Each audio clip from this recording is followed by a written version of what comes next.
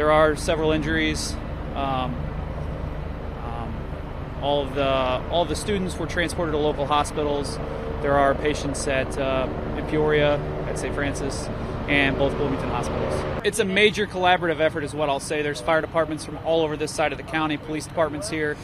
There were secondary crashes, property damage, secondary crashes that are being handled by other agencies. All police agencies, fire agencies, EMS agencies are in this local area are really coming together on this one because this is a large scene.